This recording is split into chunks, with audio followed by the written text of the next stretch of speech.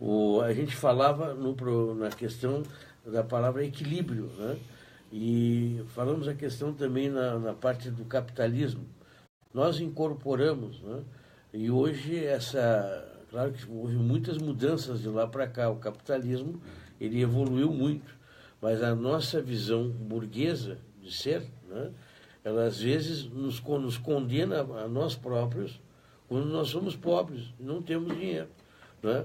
Eu acho que isso aí é querer ser um burguês, né? E ter que ser um burguês quase como uma imposição de um sistema capitalista. Bom, isso é algo que nós temos que dar um combate muito grande, Leandro, e quando no bloco anterior nós dizíamos que a Organização Mundial da Saúde considerou os povos mais felizes do mundo justamente aqueles que não tinham bens materiais, que não tinham médico, que não tinham saúde, que não tinham saneamento básico, que não tinham eletricidade, que eram os povos mais felizes do mundo, isso nos prova que a felicidade não está diretamente relacionada ao capitalismo. Que os bens materiais, o dinheiro, tem que estar ao serviço do homem, não o homem ao serviço dele. Na medida em que as pessoas invertem esses vetores, a partir daí começa a caminhada da infelicidade. Ou seja, quando o indivíduo passa a se infernizar porque não tem o último celular ou o último carro, ou não foi veranear no lugar que todas as pessoas supostamente inteligentes e bem-sucedidas na vida vão, ele é muito infeliz. A partir desse momento, o indivíduo está doente. E a felicidade dele vai ficar à margem. Então, o fato de uma pessoa ser pobre não é um indicativo de que ela tem que ser terrivelmente infeliz.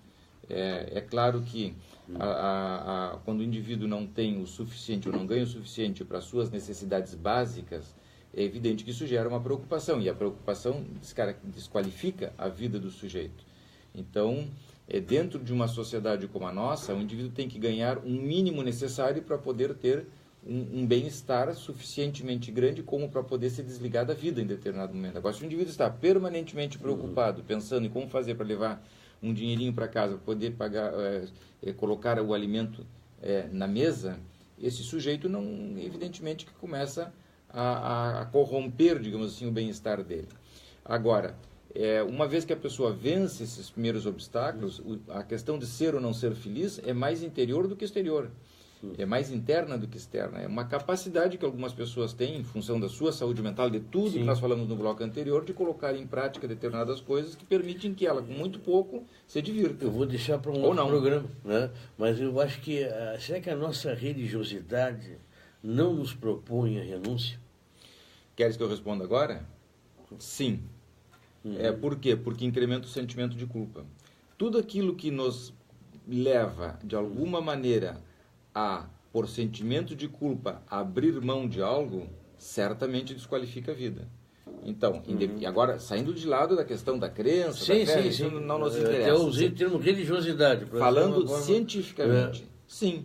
Porque se tu não podes, porque é feio, se tu não deves, porque ter mais do que o outro, porque se te dá o sentimento inconsciente de culpa é administrado de tal forma que tu fique sempre devedor e que tu tenhas que vir a mim para que eu te libere dos pecados, e estou falando genericamente, isso é uma tática que evidentemente cria uma clientela enorme, mas ao mesmo tempo, ao instrumentar o sentimento de culpa, tu adoece o outro. Independentemente que as religiões prestem um serviço maravilhoso, em alguns casos até fantástico, como a questão da adição às drogas, etc., que o indivíduo troca um vício por outro, mas um vício mais saudável, que é a religião, e que isso faz com que ele se organize. O fato do indivíduo, por dependência ou submissão a determinadas ideologias, deixe de beber ou de fazer uso de uma droga pesada, é muito importante. É muito importante. Ninguém consegue isso com tanta rapidez quanto as religiões. Independentemente do preço, colaterais existem nas duas coisas. Independentemente do preço que ele tenha que pagar para ter essa saúde. Mas é melhor pagar um certo dinheirinho para ter a saúde do que viver no caos total. Quem tem família de alcoólatras e tudo mais em casa sabe disso. Tá ok. A gente podia dizer que o mundo ocidental, né, ele é vitimado também com essa questão de a gente estar sempre devendo. Né? Mas o mundo oriental é mais fundamentalista ainda do que o Ocidente, é uma coisa, uma loucura, né? Então, que esses campos são capazes de se explodir por causa de uma... Está sempre devendo alguma coisa a alguém. Né? Novamente vincular-se à religião. As pessoas que têm uma liberdade interna maior para viverem menos pressionados são as pessoas que não têm essas questões religiosas tão fortes. São pessoas mais que se sentem mais livres internamente para tomarem conta da própria vida. Olha, aqui a gente falou um pouco, né, de percepção das coisas, né? E a gente tem os olhos, que é o primeiro passo para perceber. É verdade. Para perceber. Dr. Alexandre Van Giesel, né, que eu acho que é até holandês, né? Esse belga também. É o nosso próximo assunto. Então, né? E a gente se despede da pessoal do Facebook. Né? Isso aí. Mas estamos no ar via internet.